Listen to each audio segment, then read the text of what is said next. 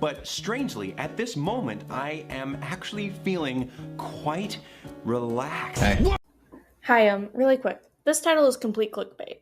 So if you're a TX2 hater looking to have your opinion validated, then just click off now. If you're a TX2 fan ready to comment on how awful I am, please just stick around and hear me out. And if by maybe off chance you're TX2, all my shit is in the description, hit me up. I want to talk to you. Now that that's out of the way, welcome to Working Title, the show where we talk about books, movies, and apparently TX2 drama. Now, if you're not aware of this, I don't blame you. Even as a TX2 fan, I've only seen like 2 people talking about this in the fan group on Facebook. I'll leave links to the original creator that I saw talking about this, but the gist of the situation is that pop punk music artist TX2's Discord mods are being called out for making false allegations against certain, I think now former TX2 fan accounts, and allegedly silencing people who bring up actual grooming allegations. Now, as far as this goes, I can't speak to it. I'm in the Discord and I pop in every now and then, but I'm not super active, and the extent of my interactions with the mods has been messaging them so I can have access to the 18 plus servers. So I'm not going to talk about that particular situation, but if you are curious, there will be a YouTube video in the description and in the corner that goes into detail. Now, what I want to talk about is Evan from TX2's response, or lack thereof. I also want to start a conversation about artists and what responsibility do they have in situations like these. Let's start with the response.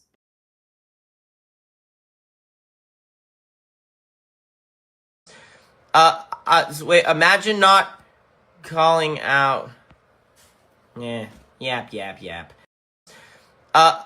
Wait, imagine, like, for example, you know what? Out of respect, there was someone in this comment section who was trying to get me to respond to something, and I know they're really trying to get me to respond, and I'll give them attention. They were like, "How do you respond to like false accusations of some other shit about other people that not me?" Here's my answer. Not my problem. Not yours either. Don't let people get to you. It's like people always try to put their issues on you, and just fuck that shit. Mind your own business.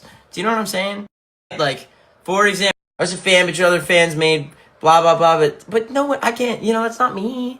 You let people do their thing, I mean, don't let people do this, stick up for yourself, but, don't take it out on me, take it out on the other people, I was a fan, but your other fans, you have a huge ego, and it's a very big problem. Thank you, I appreciate that. I hope you find love and happiness in your life. I know you're probably struggling right now. I can imagine you are.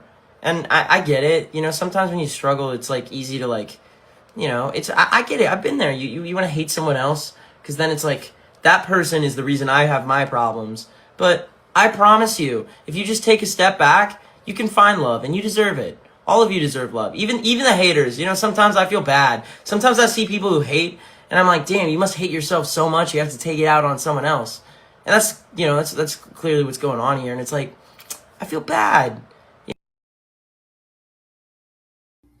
So yeah, he's very obviously taking the stay out of it approach, which from a PR perspective is not a bad position to take, but I can see both sides of this. On one hand, I understand him not wanting to get involved and possibly make the situation worse or even ruin his public image. On the other hand, we're not asking him to babysit his fan base. Just address the situation and disavow making false grooming allegations.